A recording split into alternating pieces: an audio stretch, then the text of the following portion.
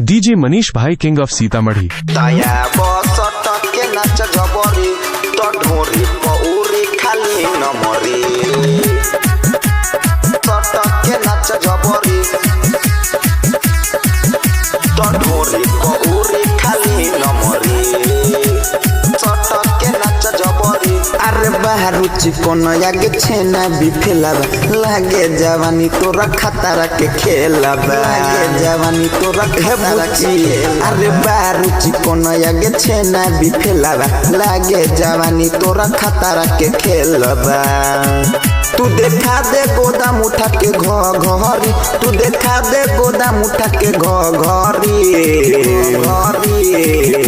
ताया बसट के नाच जबरी तो ढोरी पौरी खाली नमरी ताया बसट के नाच जबरी तो ढोरी पौरी खाली नमरी ताया बसट के नाच जबरी तो ढोरी पौरी खाली नमरी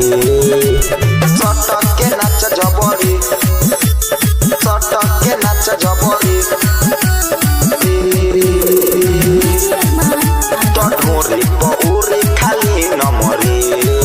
बारू अभी काच बाकी जोइबे न बाच रे कमर हिला के तेज के हुमाच रे तोरा पाकल हम सब खा जाई रे बुढ़बो सजवानी चबा जाई रे तोरा हला बगौआ सगरी तोरा हला बगौआ सगरी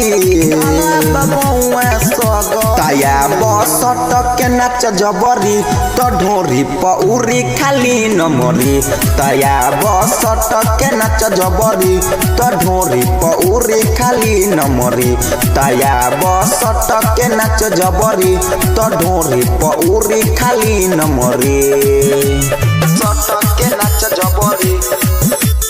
सट के नाच जबरी ढोरी पौरी खाली नमरी। मंटू मनीष आज दोनों देह में जरे चलत तोहरा गाड़ी के कदी सी झरे तोरा मिले इलाम कान के बाली रे तनी सा चाटा दे होठ के लाली रे कहाँ भगत रे ही जरहल बरी कहाँ भगत रे ही जरहल बरी